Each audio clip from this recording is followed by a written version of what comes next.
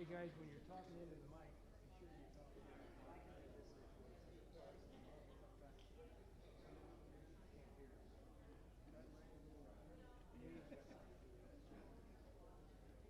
mumble. Didn't work.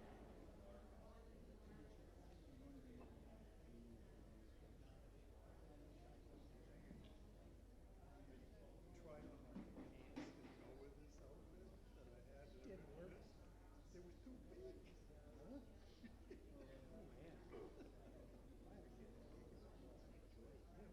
Okay.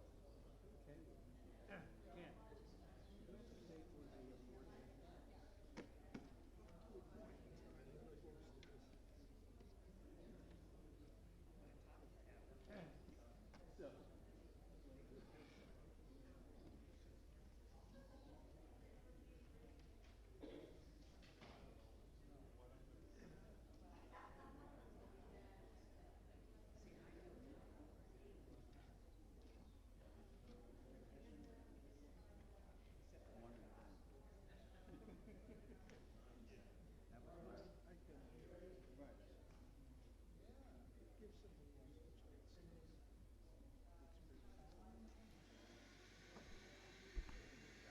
Good afternoon.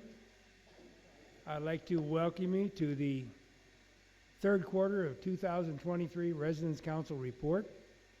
Really pleased to see so many people here. Can you all hear me back there? Okay, good. Thank you.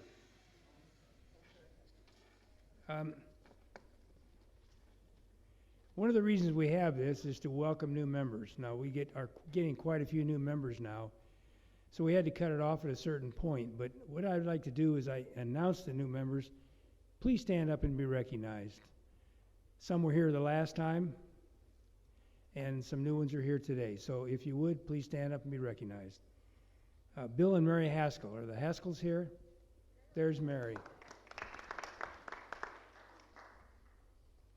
Robert and Judith Stevenson. I know Steve is here. That's Steve. Thanks, Steve. Gary and Carol Kohler. Gary and Carol are not here. Herbert and Jennifer Yates. I thought I saw them come in. They were here last time, but they were invited again this time. Patrice Fleming. Is Patrice here? Deborah Robinson. Stuart Cochran. I think Stu was here last time also. Margaret McCorkle. Brian and Lorraine Baggs. Well, I know this one here. This is my next door neighbor. This is Ernest and Stu Jefferson. They are stepping right up, the Jeffersons. Daryl and Karen Lang, are they here? There we are. Very glad. I think it's great that we have a representation of the new people, new residents. Okay, what we also have is we're going to vote on a slate of officers for next year. Before we get into that, thank you, Barbara. We're going to have the Pledge of Allegiance to the flag. So if you would, please stand if you're able and pledge in your the way you would like to, either with a salute or with arm over heart, hand over heart. Join me in the Pledge of Allegiance to the flag. I pledge allegiance to the flag of the United States of America and to the republic for which it stands, one nation, under God, indivisible, with liberty and justice for all. Thank you very much. At this meeting, what we also are doing is we are going to vote on our slate of candidates. We have 11 candidates. We have 11 people that are on the board. There are 8 committees, which each person chairs, and then there's 3 officers, the president, vice president, and secretary. That makes 11.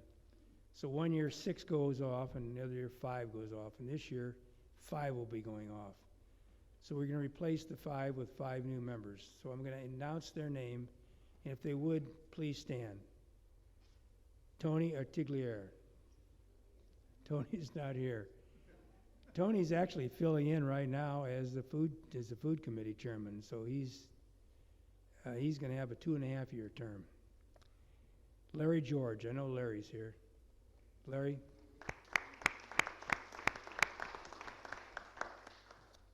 This is the first time you'll ever see Larry in shoes. He normally has sandals on.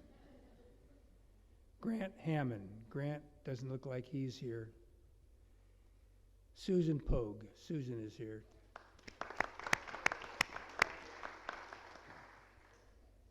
And Jim Sally. Jim?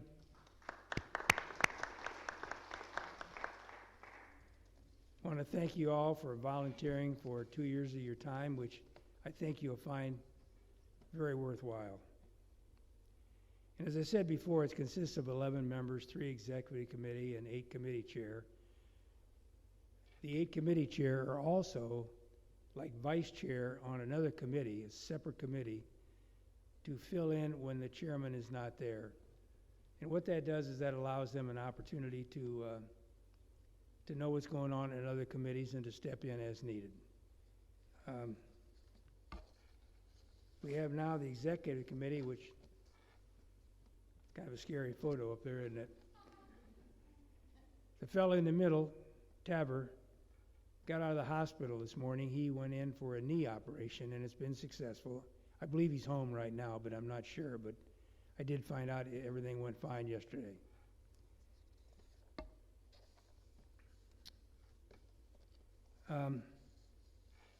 That's all I have to say. But again, I really would like to welcome you. So we'll start with committee reports. And the first committee report is going to be in alphabetical order, activities. Thank you. See, it's a good thing you got good people behind you. What we'd like to do is we'd like to vote on the members that we brought forward, the 5 members. They have been selected by the residents and the residents' council, and we're putting them forth for you for a vote. So what I'd like to say, is there anyone that would like to nominate someone from the floor? If you do, what you need is you need that person to be here, and they need to have a resume, just an idea of what they do. So is there anyone that would like to nominate somebody from the floor? None withstanding, I would suggest that we vote on the 5 that we have, and all those in favor signify by saying aye. Aye. And those opposed, same sign. By golly, we got 5 new members. Thank you very much.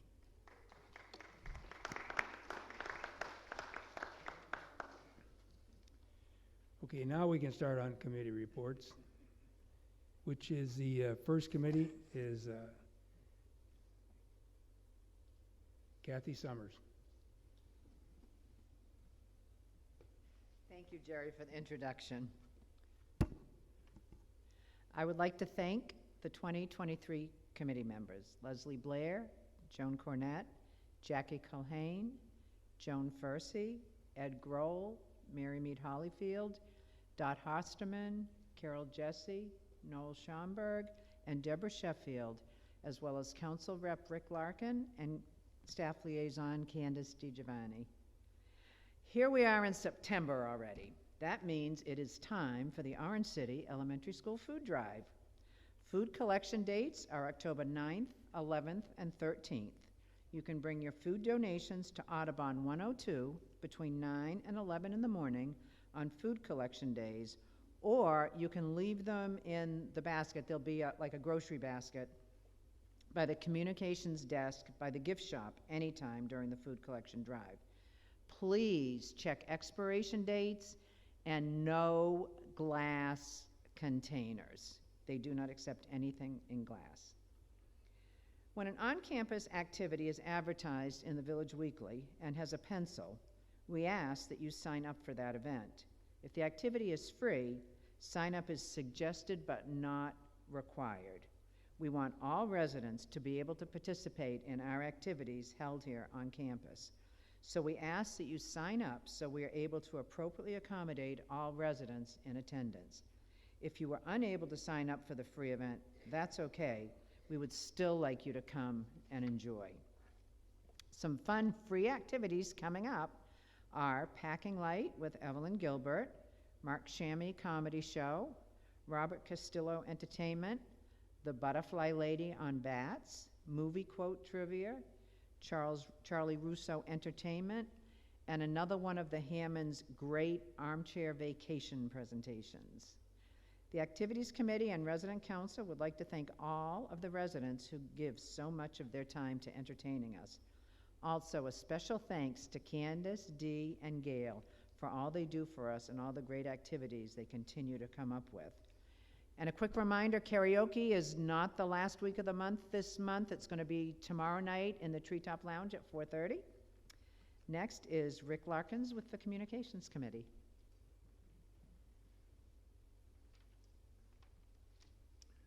Thank you, Kathy. It's always interesting in putting together what to talk about at these gatherings. And I want to say a lot of the work that the communications group does goes on behind the scenes. And we're there to help and assist the staff get things done and also work with the residents to get things done or realize things. So I'm just going to talk about a few of the highlights that have gone on during this third quarter of the year.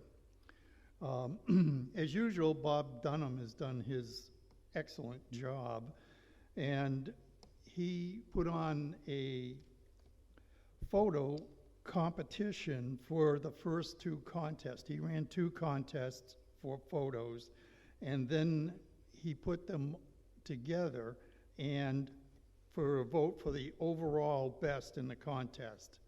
And the winner of that was Sally Hardy. So Bob does a marvelous job, and we thank him for it. One of the things that has come up is a refresher talk about using the portal. And right now we're working on putting that together so that people who want more of an introduction to the portal or want a refresher can do that. And so we're going to offer it like a coffee with. And so when the details of the offering become available, we'll publish them in the weekly and on the portal. So the long-awaited Centrix channel review. Barring any further unforeseen delays, the Centrix TV channel lineup review details and survey will be included in next week's Village Weekly. And it'll hopefully also be on the portal. There'll be what I'm calling a ballot. I'm not quite sure that's the best term, but there'll be a ballot in there which resident can fill out and return, and that will help the committee that's working on that to determine which channels we take off and which channels we can add. We do have rather strict limitations on channels to add and channels we can delete. So we'll do the best we can with what's available to us. The library's been very active during this past quarter, and they had an initiative to sign up residents for a Volusia County Public Library card, which was very successful, and 29 residents signed up and now are card-carrying members of the Volusia County Public Library. So library staff remain available to orient to new or existing residents the library services that are available here at John Knox and at the Orange City Library. One of the little behind-the-scenes job that was done in the library was that the staff conducted an audit of outstanding books in the inventory that were still unreturned and were checked out prior to 2022. There was a 3-digit number of them that were outstanding. So they made contacts wherever possible to see if the books could be located before the titles were removed from the inventory.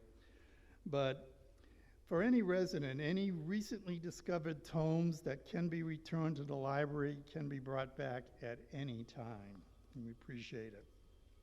And finally, we'd like to welcome a new member, Dick Jacquin, to the committee for the next meeting. Dick will fill the vacant role of note-taker for the committee, which is something very near and dear to my heart, because it's hard writing minutes when you have to try to participate in discussions and then also take notes. So with that, I'll close my remarks, and who's next? Mike Marks.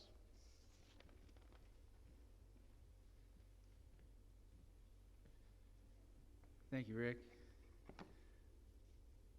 Employee Appreciation Fund Committee, Sherry Clark, Joan Cornett, Ann Gillis, Mary Ellen Humphreys, Jean Marks, Ann Miser, Donna Rigger, and surprisingly, they all tied for first for the hardest work on the committee.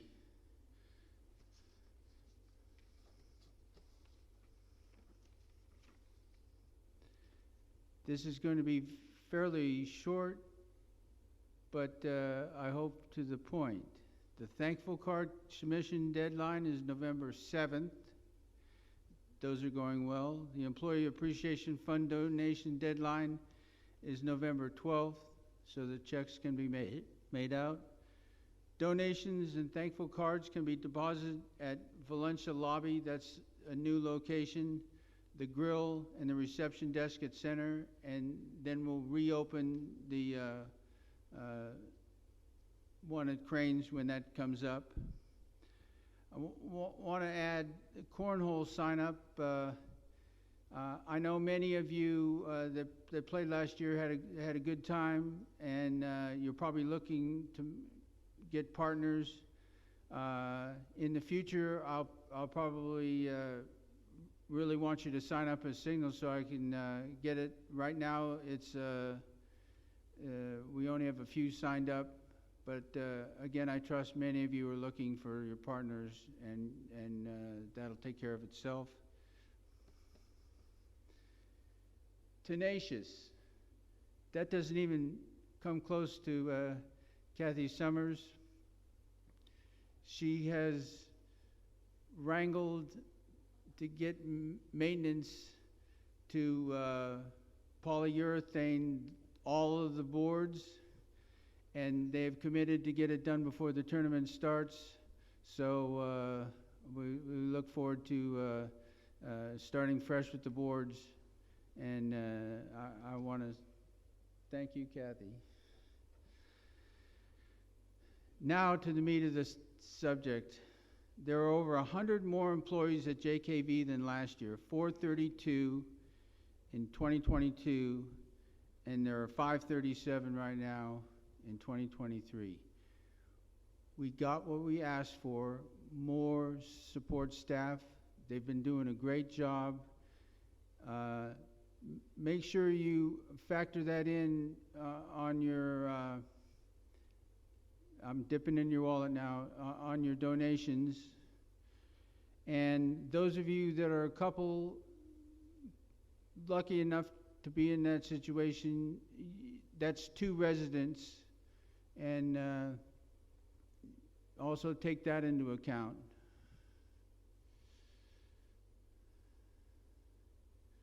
Our fund currently has $71,000 in it, and the goal is $400,000.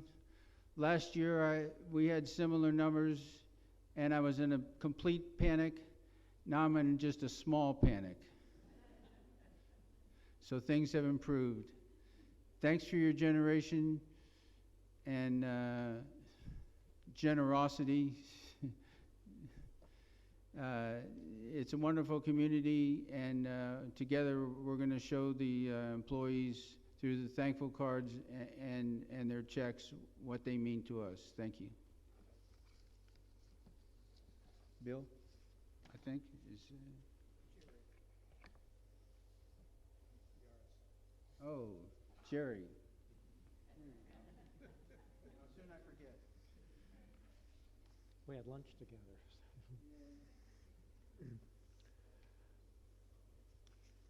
Good afternoon.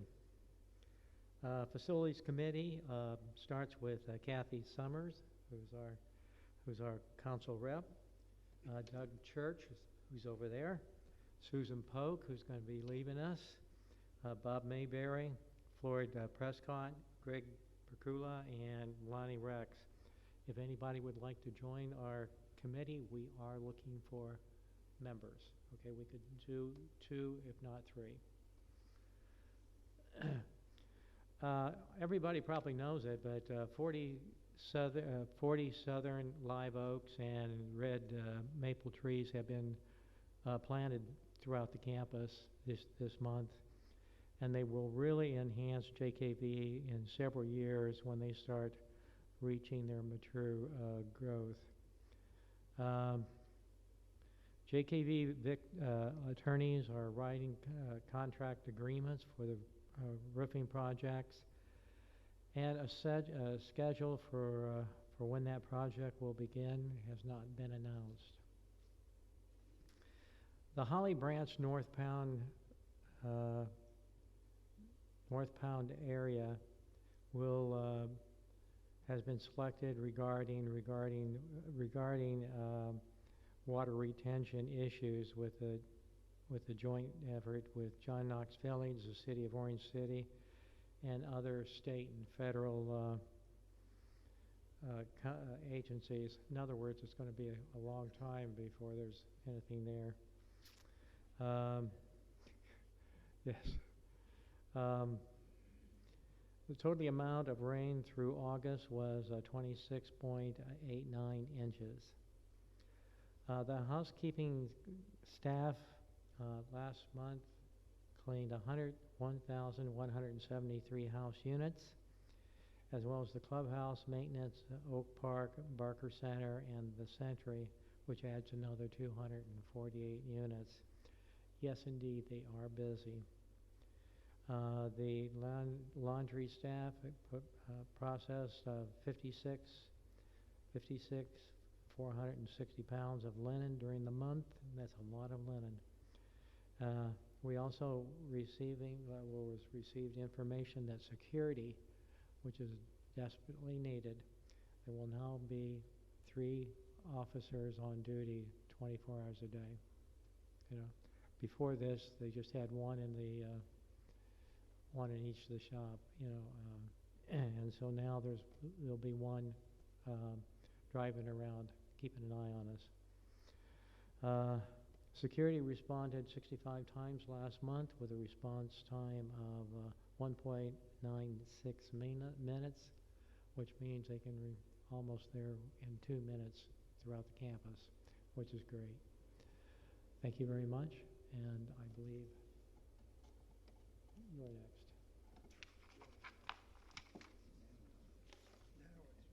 Now it's you. Now it's me. Good afternoon, everyone.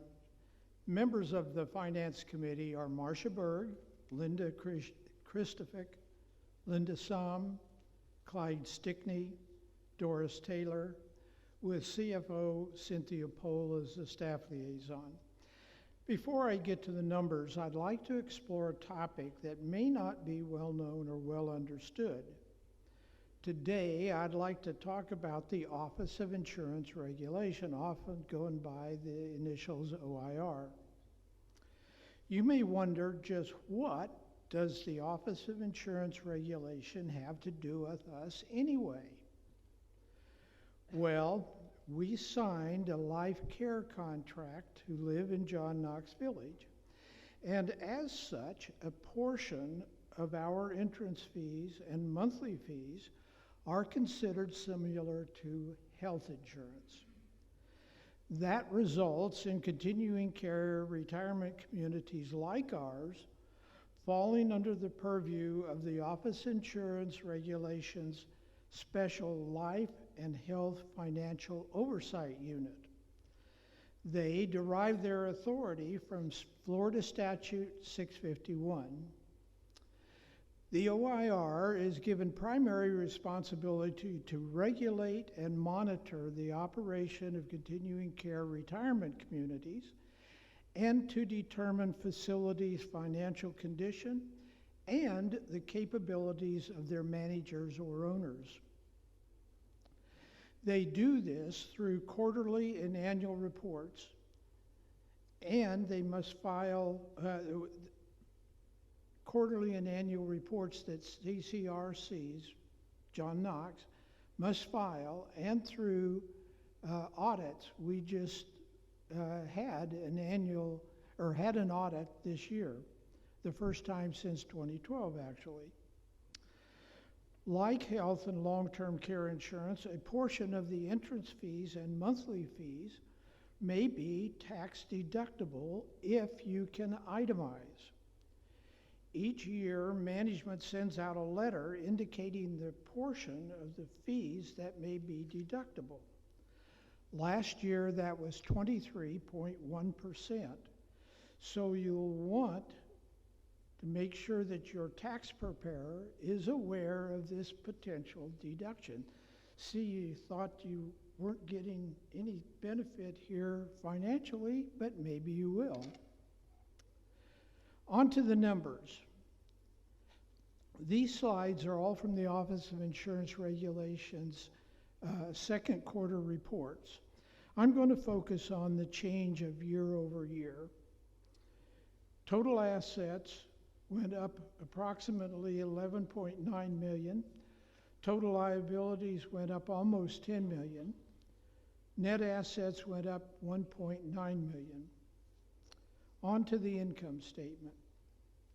Revenues were up a little over 16 million.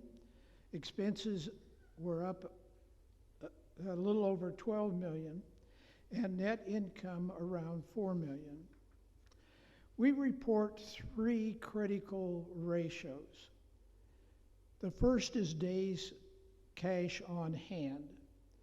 We reported in the second quarter 639 days versus a statutory minimum of 100 days. Occupancy we reported at 80% versus a statutory minimum of 80%. Since we do not have debt, we don't calculate the debt service ratio. Next is Ken Falter substituting for Tony, who's off, I don't know, playing golf maybe.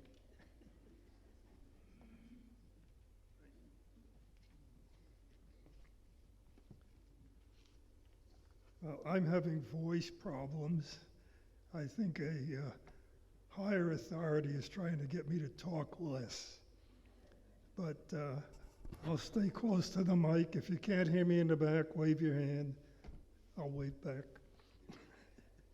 Okay, the Finance Committee. I'm the council rep, which means when Tony's golfing or whatever, I fill in for him, and I should say he's also filled in for me from time to time. The committee members, Jerry Hazley is the secretary, Leslie Blair, Miles Hardy, Tom Harmon, Linda Christofic, Patty Mitchell, and Rachel Winter. And every one of them has a job on the committee and is working very hard on them. Staff support includes Dim, Stan DaCosta, and Raven. And they attend part of every monthly meeting, and we have an interesting discussion and back and forth and get some things changed. The big news, of course, is the dishwasher has arrived, and the installation is going on. Cranes is closed for a facelift, not a renovation, a facelift. It probably means something like carpet and maybe some painting and stuff. So your choices to eat now are the grill, the bay, Valencia, and curbside. The items from the Crane menu, a couple of them are on the bay menu and several more are on the Valencia menu at the prices that they were at Crane's. Now, workload. The workload for the dining staff, for the chefs and for the servers, last month, 17,600 meals were served. Cranes averaged 130 a day. The Bay averaged 60 a day. Valencia, 61 a day.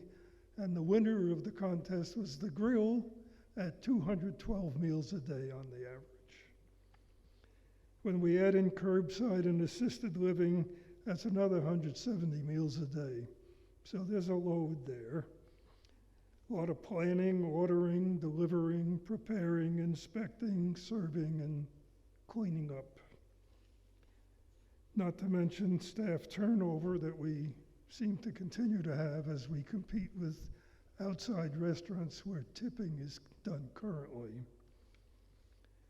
Oh, we're going to add one more choice for you. The bistro will be opening later this month with takeout items, stromboli, pizza, wraps, salads, and nachos. So give it a try once it's open. A new vegetarian menu has been added, and we recommend you give that a try as well. The labeling about nutrition and gluten-free information has improved, and in addition to annotating the gluten-free, they also indicate which items you can have either gluten-free or regular. And you can get a salt substitute on request. And we're working with Advent Health on a diabetes education system. This tells me that John Knox is making a tremendous effort to make your dining experience enjoyable and healthful.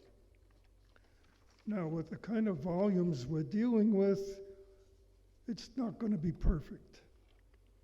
So it's not surprising that sometimes mistakes will be made. And no, if you've had more than one, don't think you're being picked on. It happens. Now, what can you do about it? Well, first of all, if you get a meal that you're not happy with, don't sit in silence and suffer through it. Do something. And here's what you can do. You can send it back and make known what the problem is. You can ask for a dining room manager to help. And if you're still not satisfied, you can have that amount taken off your bill. And when you get home, you should turn in a comment card or go on the portal and turn in a submission. Those cards are seen by Mr. Trainer, by the executive chef, by the executive dining room manager, and the members of the food committee.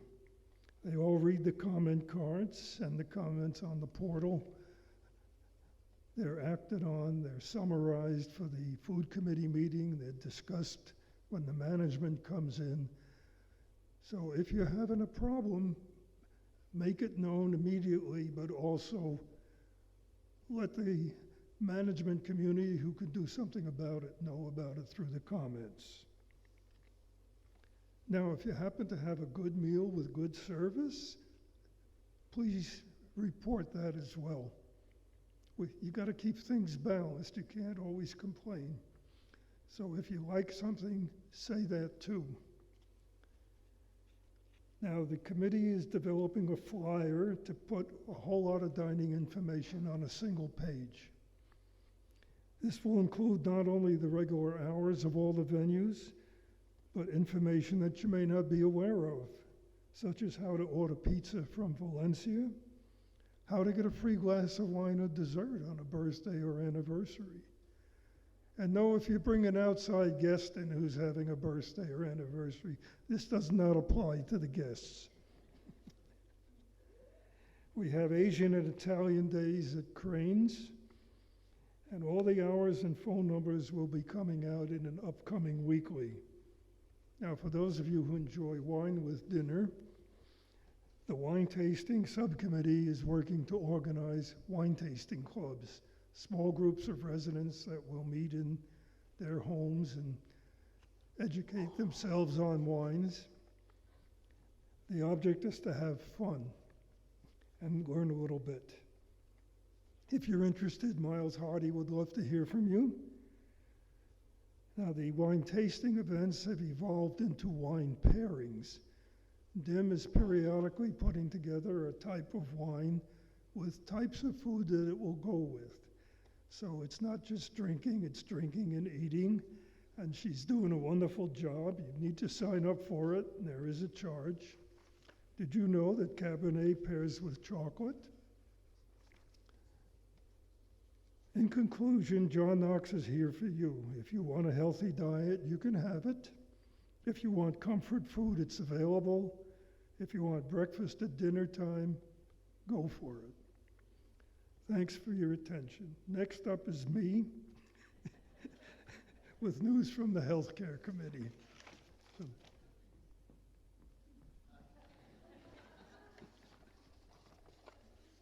Okay, let me water up. Okay.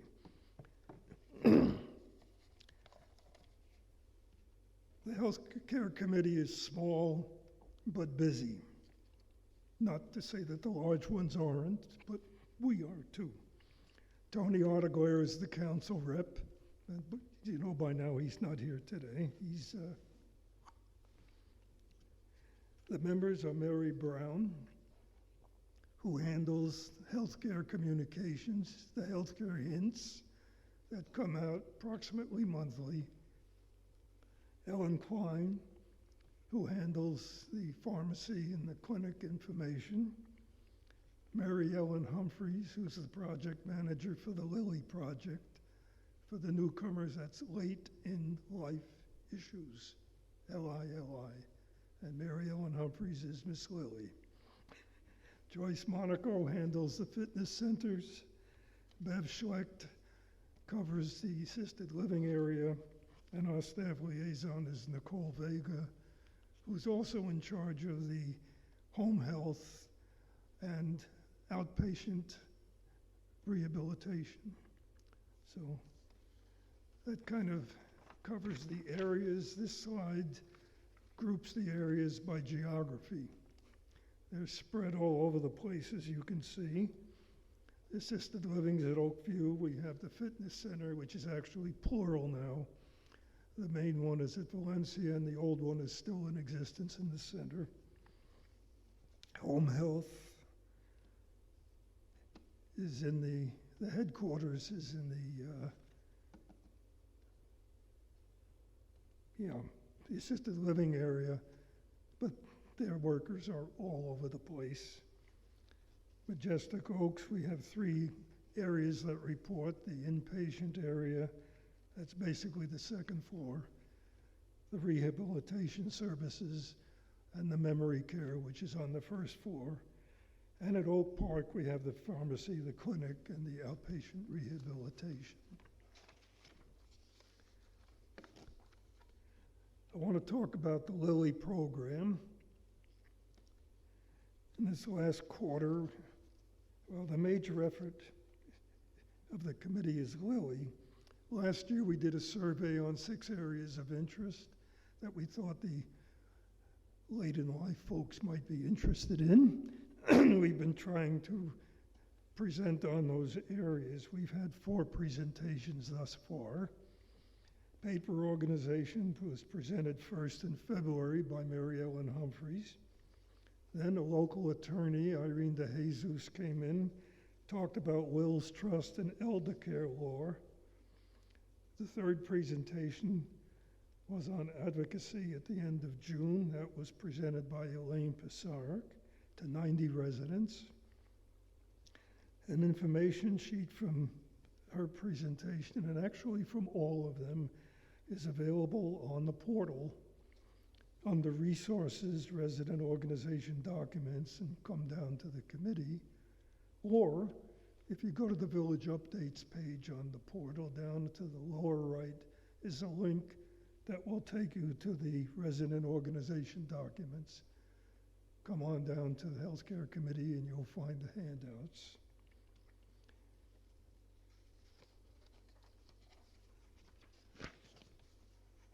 Our fourth presentation was on doctor's visits, presented by Mary Ellen Humphreys.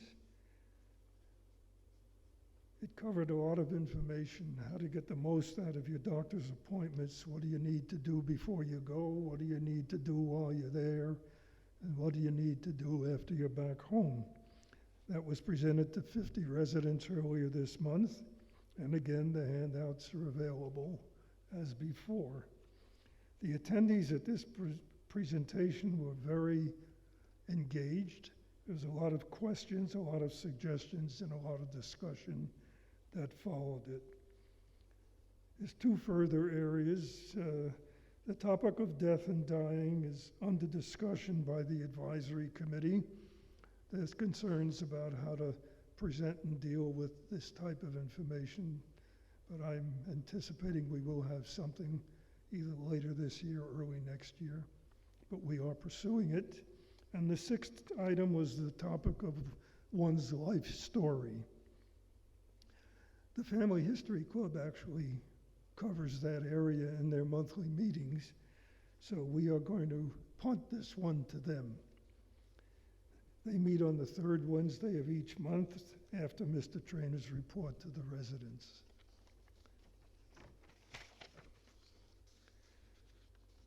The healthcare communications that I mentioned earlier, we've been doing healthcare hints. This is the third year. We have healthcare hints from 21 and from 22 up on the portal. And so far this year, we've had, the last two hints have been about fall prevention and a summary of the services of home health. I called it a coffee with on home health, and it was felt that a summary would be helpful. So that's what that one is. The other four that are listed were done in the previous quarter. And lastly, I want to talk about the comment cards that I urged you to write later, that I urged you to write previously. Comment cards come in through the system. They come to me on healthcare through the month. If follow-up is needed, the item appears on the next committee meeting agenda, and it's addressed with management. The comment submitter is also contacted to be sure that if they asked for a response, they got one. That's not a guarantee that they agreed with the response, it's just a guarantee that management came forward and discussed the issue with them. And I try to thank and acknowledge all positive comments, though I'm sure I've missed a couple of commenters through the year. And now I'd like to introduce Jerry to wrap things up.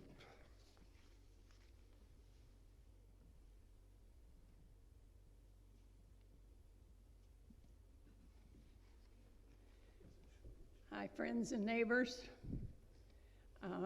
I'll be brief. I represent the Nominations Committee.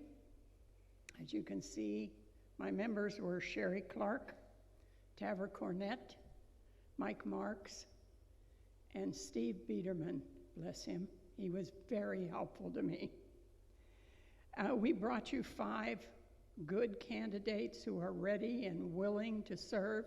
I welcome all of you to the council. You are now members of the council.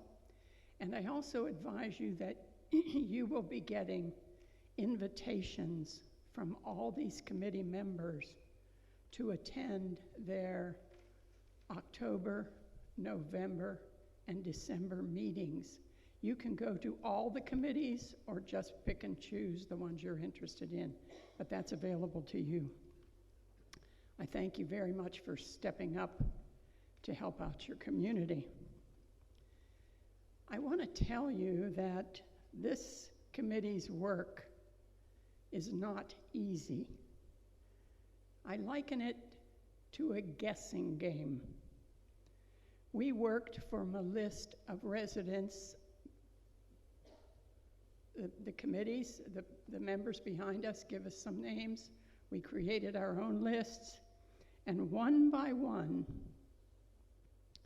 we contacted nearly 100 people before we found our 5 candidates. Now, I have a funny story here.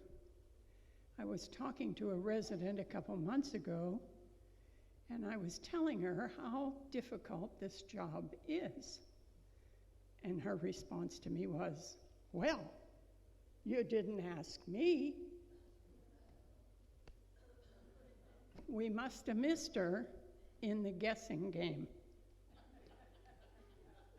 My point is this: if you're sitting at home in your cottages thinking, maybe I'd like to give Residence Council a try, you need to let someone know that's on the committee. Any member on this committee will get your name to the nominating committee. And then we will proceed from there. But please, help us eliminate the guessing. If you have an interest, we would love to hear about it. The council is a fun group to work with. I have enjoyed my 2 years with them. I've met wonderful people. And the time commitment to me was not overwhelming. It's 3 meetings a month, and probably a couple of hours of my time preparing an agenda and minutes of the meeting that I conduct. It's not overwhelming, so I hope you'll think about it and let someone know that you're interested. The council does important work. Without them, you would not have any of these committees looking out for your welfare. You wouldn't have anyone giving you communications of what's going on in this community all the time. And you wouldn't have an activities committee that provides the fun that you enjoy here at John Knox. In conclusion, I hope you will think about being on Residence Council and let next year's nominating committee know about that. They will begin their search in January, and they need 6 volunteers next year to be on the Residence Council. If you're wondering what you would have to do on the committees, all of that information is on the portal. Every job description of every one of these committees is spelled out for you in black and white. So if you're interested, get in there, dig around in the portal, you'll find out what, and you'll say, yeah, I'd kind of like to do that. Please let someone know. It's been a pleasure to serve you for 2 years. Thank you.